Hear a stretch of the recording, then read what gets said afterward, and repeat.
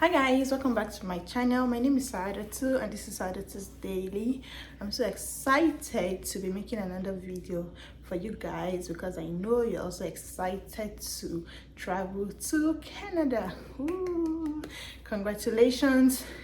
Majority of people that will be watching this video, majority of people that need this video are ready to leave Nigeria. So congratulations.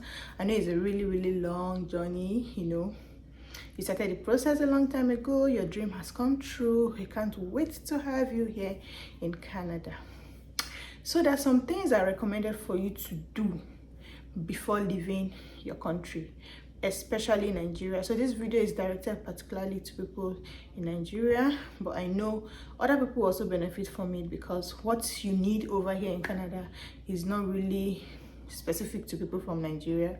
It's just that it's my home country, it's the place I'm used to, but I believe you also benefit from it. So I have 15 points, 15 tips for you to do, 15 things I want you to do before you leave Nigeria. Some of the things I'm recommending here are things I didn't do.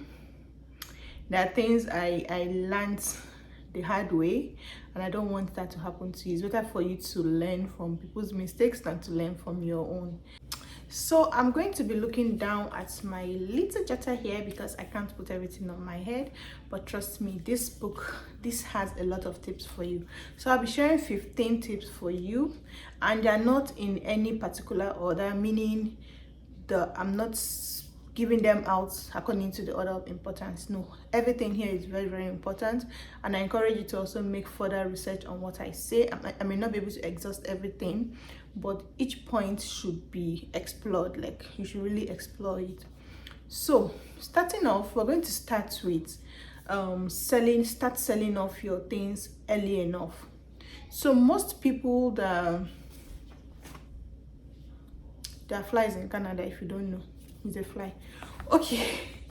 So most people actually don't start selling off their properties early enough, and then at a point it just becomes like rush, and then they begin to sell their things cheap and all that. So as for us, we actually started selling our properties very early. In fact, immediately we received ready for visa mail.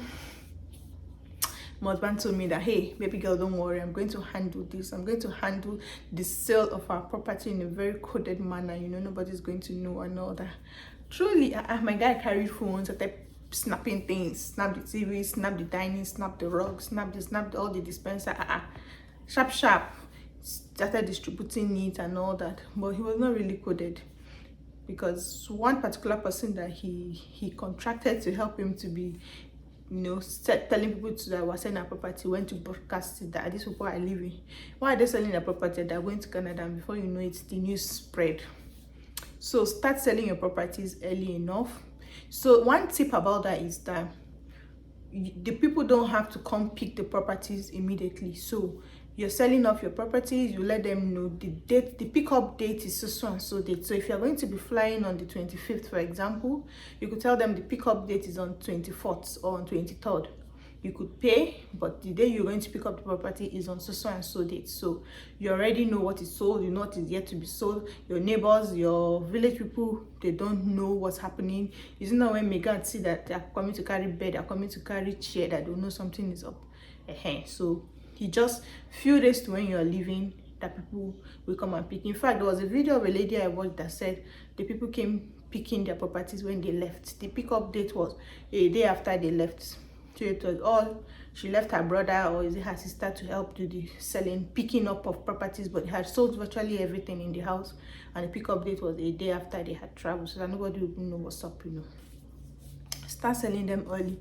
You could give them to snap the pictures, put the prices, and then give it to somebody, trusted person, to help you sell. You mustn't be the one selling it directly, you understand? So it's really helps, because the money we used to sell our properties, we're just putting it in an account. So when you want to pay it in this account, because coming here, we're coming to rent an empty house, so we're going to buy properties also. So we gave out a lot of things, but the most important things, the new things that we just bought recently and all that, we're able to sell them, keep the money. And when we came here, we also bought furnitures and all that. That's the most important thing to do. So secondly, book your flights early enough. This can never be overemphasized, especially now that the exchange rate has become something else. Flight ticket, I don't even want to imagine how much it will cost for people that are about to leave. I hear you guys.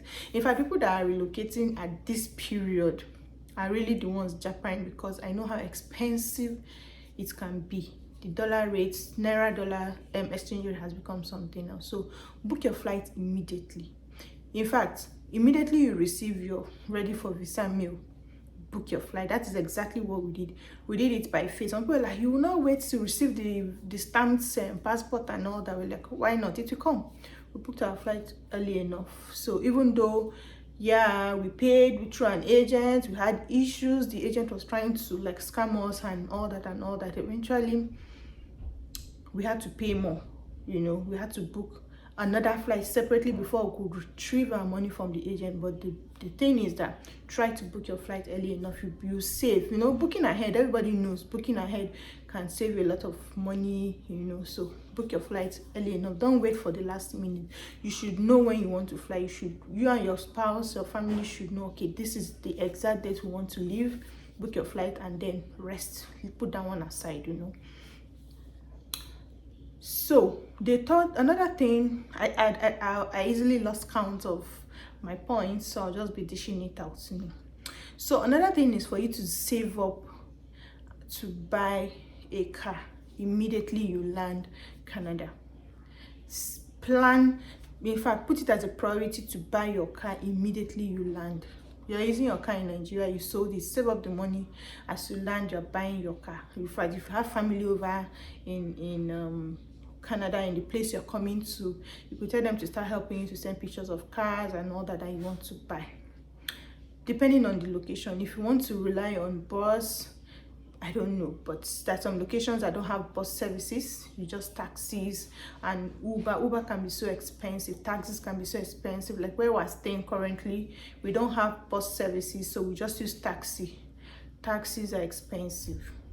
One trip from here to there, $10. From here to here, $15. Meanwhile, if you have your car, you put your fuel, you use it all months, you go wherever you want to go, you know. And depending on when you're landing with kids, you know. It's very, very important. Even though there are buses where you're going, you can't, you don't want to start waiting for bus in winter. You don't want to, because you're JJC, you don't know when the bus is coming. Even if you know the time is coming, you can't go and be waiting in bus stop. So if you have the means, which I believe you have your proof of one. Why am I saying if you have the means?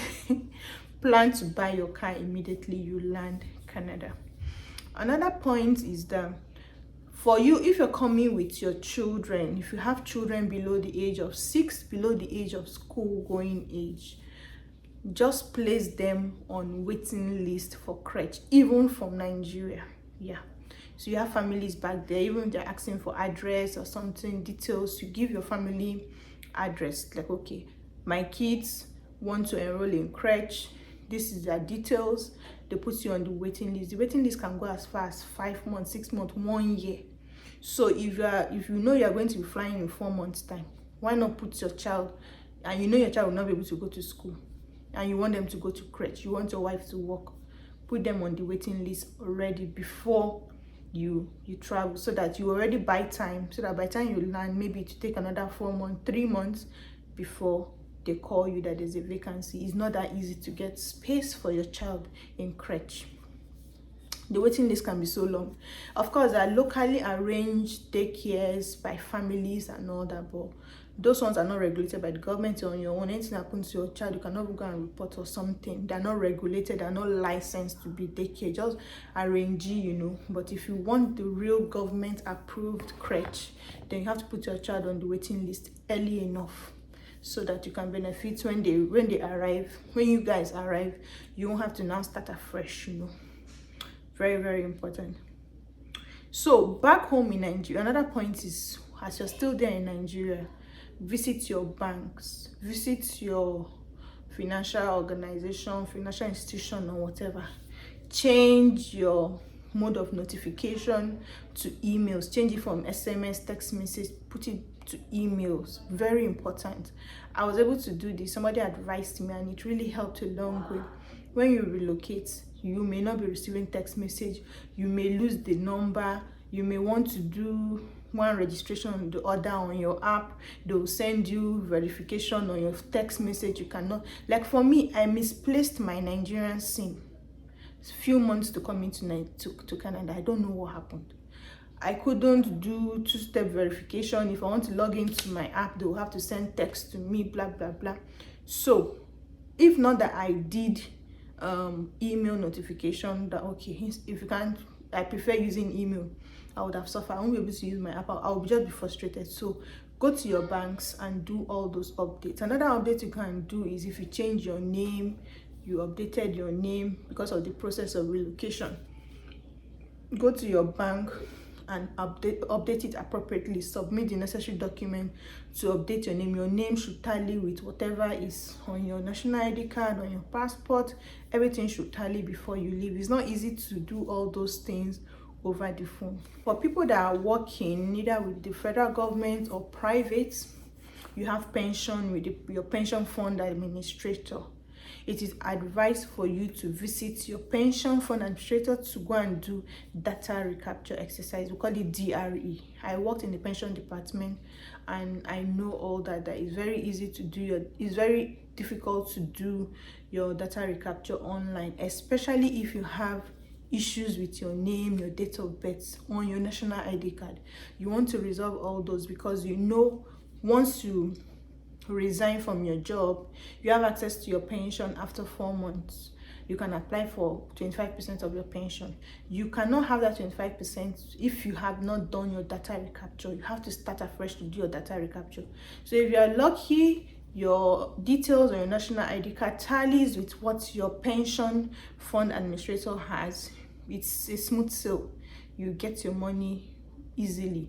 But if you do a data recapture and they discover that your name is different, your surname is different, spelling mistakes or all that, your date of birth, it doesn't tally, it prolongs the issue because you have to first go and resolve it on your national ID card before with name C before you now come to your pension fund administrator. So all those process is really frustrating. So as you're still around in Nigeria, visit your PFA and they'll tell them you want to do your data recapture. They'll tell you your requirements. It's very easy, and if you have issues to resolve, it's also easy because you're in Nigeria. You can visit any NIMC office, that's National Identity Management, whatever. Yeah, they'll be able to resolve the issue for you. It's easier than when you are overseas to do all that. Also, while you're still in Nigeria, start looking for accommodation in Canada, in the province you are coming to. Most people already know the province they're landing. Some people don't know the province they want to land because maybe they came in directly through express entry. Express entry allows you to be able to live in any province you want. So it's your choice to think that should we stay in Toronto, should we stay in Manitoba, should we stay in Nova Scotia. Once you decide on all that, start arranging for accommodation. Anybody you know there, if you have family, if you have friends, they should link you up with any of the agencies that helps look for accommodation. Housing in Canada is something else. It's really, really difficult to get accommodation.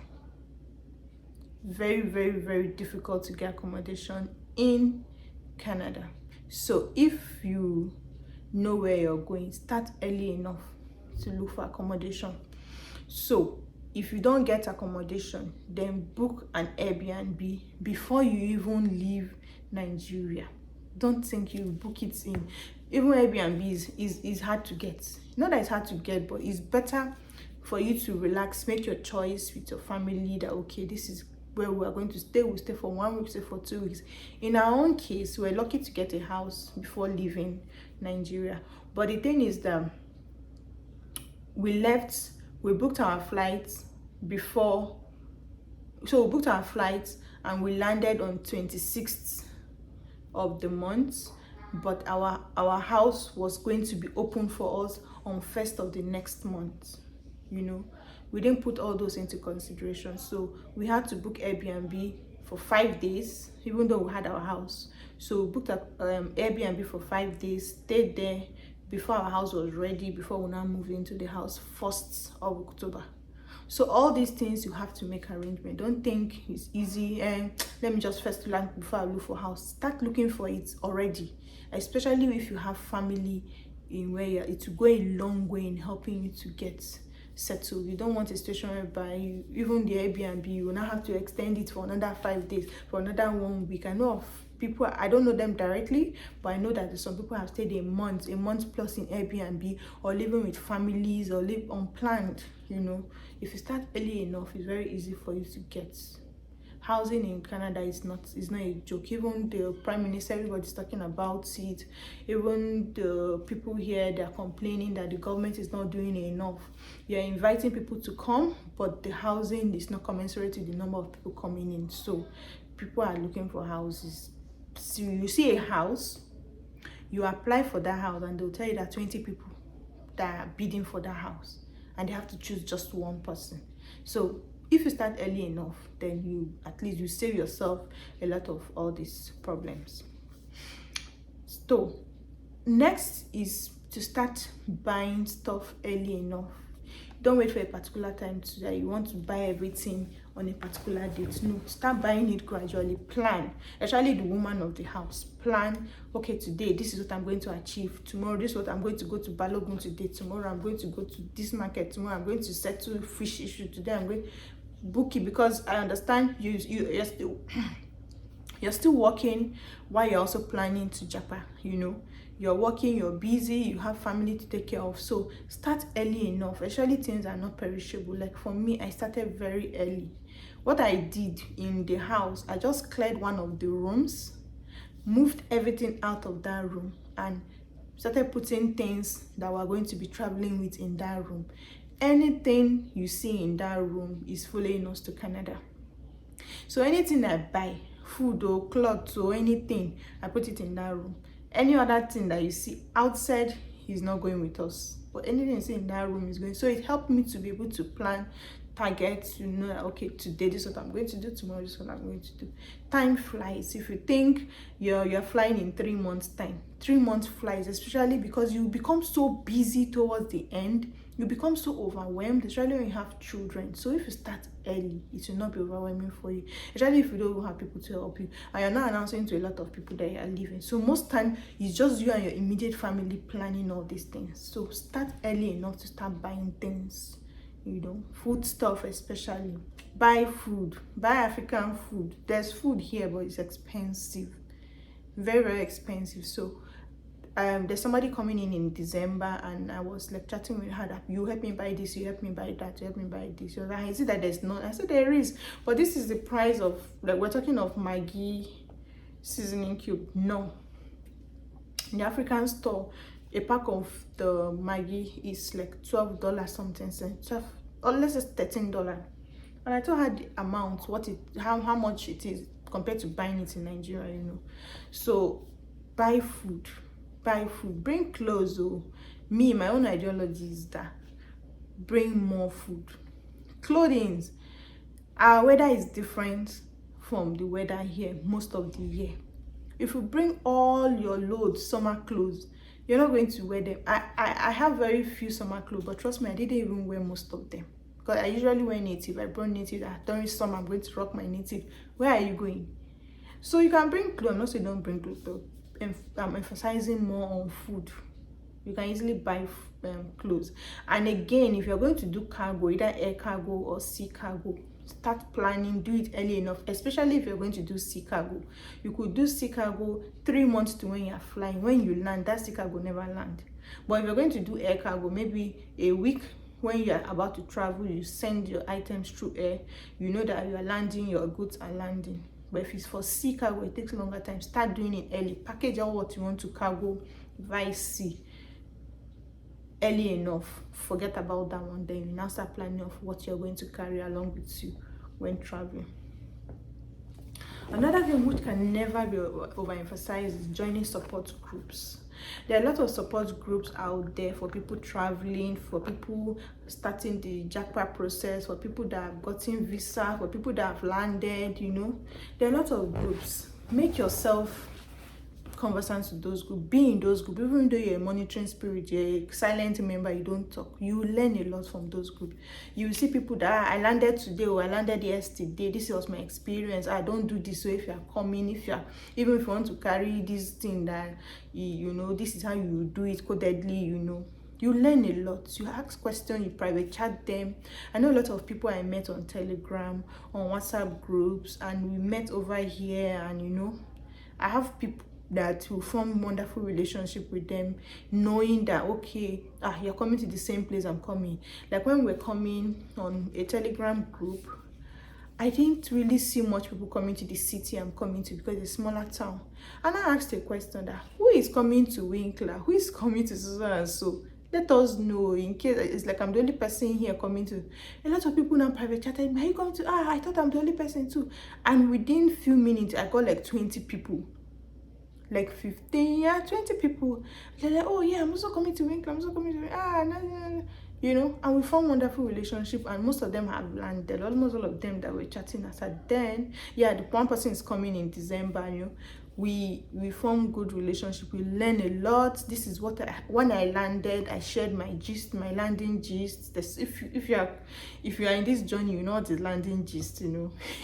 You give a landing gist. This is my experience, this is what happened to me in the airport. They seized this, they took my red oil, they packed it away from my load, they opened my load, they put a note, they did that. You learn. Especially when you're coming with children, you want to have all the information you can have.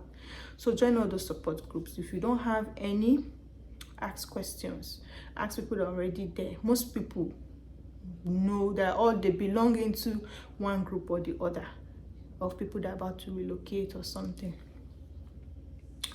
Another important thing is for you to obtain necessary documentations before you leave. Apart from your passport, your ticket, your every.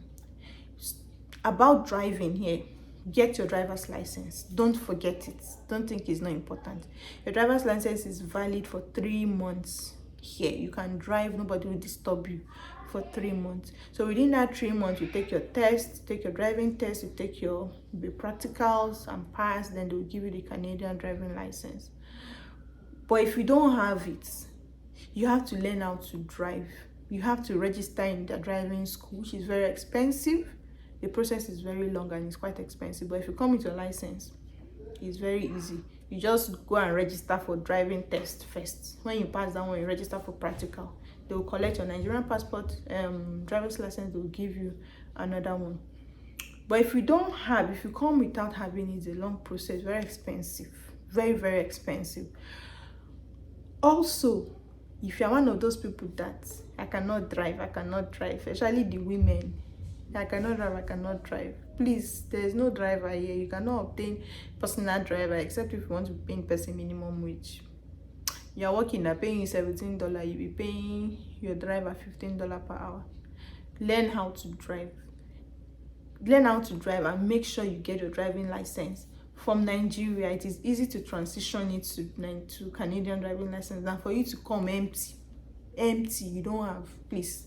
Anyhow, it's easier to get it in Nigeria. Go to driving school in Nigeria, pay, do the driving, make sure you come with your driving license. And some people going to some provinces, you need your driving extracts. You don't need it in Manitoba, but I learned in other provinces you need it. Driver's extract, or is it driving extract? Also, if your driving license is about to expire, maybe in the next 3-4 months, please renew it before you leave. Renew it. And if your passport, your international passport, is about to expire, renew it in Nigeria before you come.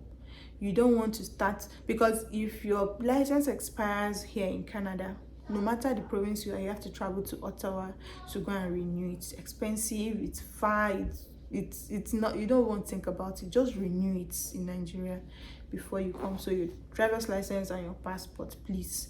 Then every other documentation. It's paper now. Bring everything. You don't know what you need. Bring everything that you have.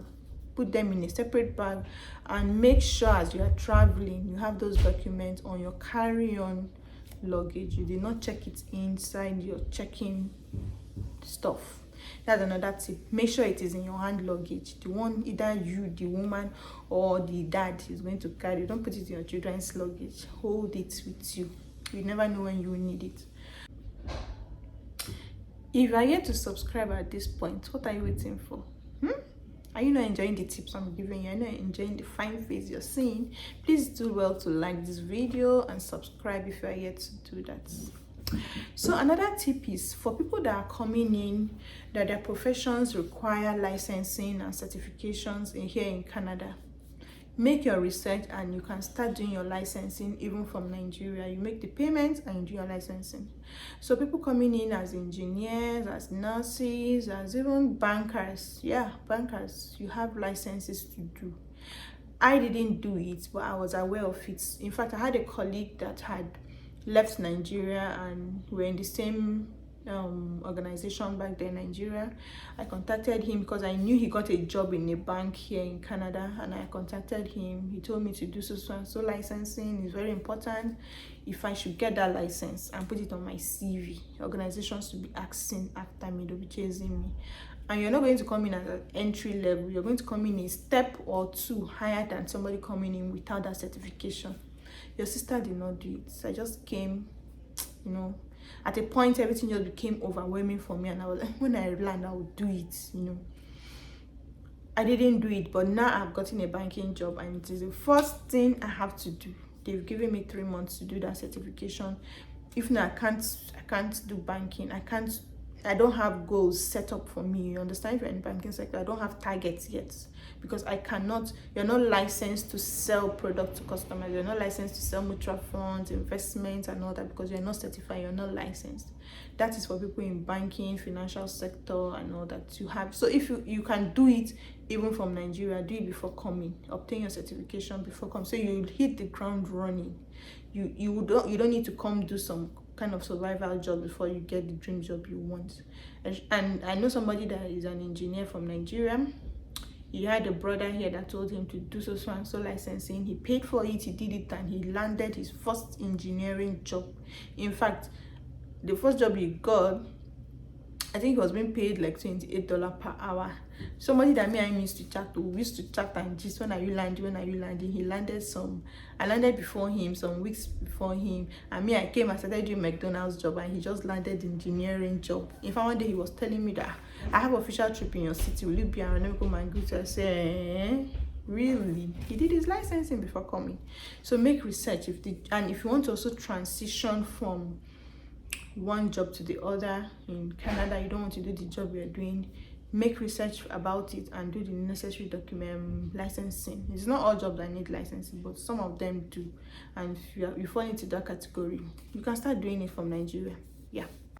Another thing is for you to start job hunting, start networking even from Nigeria. The reason is because even if you don't land a job before landing, you already are in the system. You already know how it works. You already know how your CV works for you. You already have a profile in the job search engines. You understand? Like for me, I started early enough. I got a lot of vacancies coming because of the role I said I wanted to do in Canada. In fact, I even applied for this current job I'm currently working in a bank.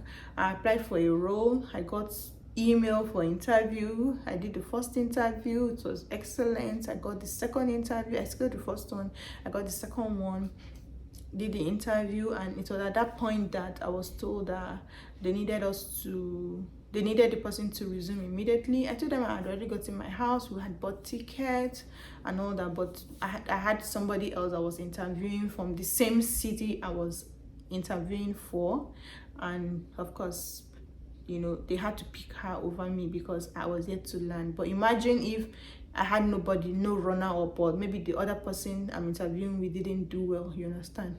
They'll wait for me. I know a lot of people that landed jobbing from Nigeria, they landed and resumed their jobs immediately, So you could be that person. You could land your dream job even from Nigeria. So start job hunting, make your CV, ask for the format of this Canadian CV. It's not like Nigerian CV. I'm sure you know by now. You make your CVs. We have a lot of sites that you could use to make your own CV, customized CV. You just pay some amounts, I think $2, $3. If you're staying in Nigeria, you could pay in naira, they'll tweak your CV for you and use it to apply for jobs. Even though you don't use one CV to apply for all different roles, you understand, you have to tweak it, but you already have the master CV that you can tweak, you understand, to Canadian standard. Another thing is for you to ask if your phone will work in this place, if it will work in Canada, if it will work in the province you are in. iPhone, Samsung, those are the ones I can vouch for. Other phones, because they don't encourage different products flocking into their country, so such phones may not work. We have a lot of people that from the airport the phone refused to work. We have some people that to help them to work for a few weeks and to pack up. And I know somebody that came into Canada, the wife came in with a Techno, and the Techno is not like recent Techno, and the husband came with another phone. I can't remember the name, you know. So he came in and was having one issue or the other. The wife's own packed up first, then the husband's own started packing up small. The Nigerian WhatsApp that he had packed up first, then the Canadian WhatsApp that packed up. My guy is already, in fact, he has bought the latest iPhone that just came in a few months ago. He has registered to buy. So what I'm trying to say, make sure your phone works here in Canada. And if you're even using iPhone and that iPhone is refurbished or has anything to do with China, my dear, it will not work. Make research, ask your relative, your friends, do you know anybody using this phone, this studied the model and everything, will it work here? If it will not work, please buy phone in Nigeria, buy correct phone before coming, please. And even if you plan to buy phone, don't think you come and buy it in Canada. I don't know your pocket, but I advise, please just buy it in Nigeria. Buy it, buy the phone, buy the case, buy the screen anti-break, buy everything. Those things are cheaper in Nigeria. The last thing is for you to brush up your skills. Use your hands to do those things that we used to call somebody, hello, busy, are you free tomorrow? Please come and make my daughter's hair. I'm going to barb my hair in the next streets. Can you help me come and I need you to come and help me bake cake. I want to buy cake. My daughter's birthday is tomorrow. Help me bake cake. Brush up your skills. If you know you can plait small, please brush it well. And you have children that will plait. God now bless you with 5 girls, 3 girls. People like us will make money, because I used to make hair now. They don't want to be paying money every month to hairdresser. Go and learn how to plait basic hair, braids. Learn how to do it. If you're a guy, learn how to barb for yourself and for your sons. Learn how to barb for neighbors and for friends. You could make some money. If you don't want to do anything for money, a big guy, do it for yourself to save you a lot. If you don't know how to cook very well, we always have house helps now. Like me, there's a particular soup my house help used to make. I don't know how she used to make that soup, but I like it. I was like, hey, Florence, today you go do that in that soup. Oh, hey, auntie, I go do that. Since I'm not eating that soup, I cannot do it. I can cook, but I had to improve here, because nobody's going to help you. If you want to employ house help, fine, you can employ house help, but nanny is not house help, but you go pay them minimum wage. You cannot pay less than minimum wage here, Then makeups also, we have a lot of ladies that cannot do their makeup by themselves. They will dress up, carry their face leather to someone that will do makeup for them. So if you fall into that category, learn to do the basic makeup on your face, so that learn all those things, brush it up for yourself. Then baking, as I said, birthdays for your family, baking bread. Then for guys, handiworks, plumbing. If you can go and learn mechanic, go and learn it. Mechanics here are big boys, they're big guys. You call a mechanic, go and check your car. The car the mechanic will even bring to your front page itself. You'll be like, even if they come and they'll recommend that, okay, this is what you need to do, this is what they did not fix anything, you still pay them consultation fee plus tax. We learned it the hard way. I said in one of my videos, our freezer had issue. We called someone to come and fix the freezer, and he told us it was the compressor, it was this, it was that. He told us how much it would cost. We're like, it's better for us to buy a new freezer. Okay, thank you. The next thing, give us bill. Not even only the bill plus tax. we called the person that recommended him. That this guy did not feel it. Yes, you have to pay him. He came. That is, you know how many hours he spent. How many minutes? You have to pay him, and we paid. So all those basic things that that is the reason why Oyibos learn through YouTube. You come here, YouTube will become your friend. You want to do something, you want to bake chin chin, how to make chin chin. You want to do puff puff, how to do puff puff. You look for it in YouTube. Your fridge is not working. My fridge, like recently, microwave stopped working. Some of the buttons stopped clicking, stopped working. And I thought about it, that let's call somebody to come and look at it. And I borrow myself and say, let me check YouTube. Nene, my daughter, check YouTube. Type it that microwave button is not working. Something will shall come up. And something came up and told us what to do. Even though it's not yet fixed, it's still there. But the thought of you calling someone to come and do it, Then making hair is expensive. Me that I do hair, I know how much I charge people, It's expensive. And I even charge cheap because I'm doing good girl. Other people don't charge cheap. In fact, before you come, they already tell you this is your bill, this is your price. And you have people that have baby girls, they want to resume school, they have birthday, you want them to look fine. So there's some mothers that haven't helped them. So when I see some children's hair, I'll be like, you know what? Give us business. Now you do this hair for this people. I mean, leave me, I mean, too, is it not fine? I know of a family that the lady had been telling me, help me make my daughter's hair. I didn't have time. I kept pushing. She made the daughter's hair by herself. And I snapped it and sent to my WhatsApp. And I said, oh, who did it? She said, I did it by myself. I said, you don't carry market for mine. I said, yeah, sure, you don't get time to do my daughter. I don't learn them. If it's Paul, I go still do them because any hair you do with attachment, it shall come out fine. Put ribbon, use ribbon to garnish it, it will be fine. So it's very important for you to learn learn all those skills. They're very expensive here. So thank you so much for watching up to this point. If you watched up to this point, you are the real G. I really appreciate you. Just conclude the whole video by just clicking that like button. And if you are yet to subscribe, just click subscribe. You'll enjoy it, you will love it, because I'm going to be releasing more content to you. You're coming into Canada, you're going to learn a lot from me, and you can watch my past videos. I've made a lot of videos about people relocating and those that are about to land and all that. So I wish you all the best in your journey to Canada. May the land favor all of us. Bye.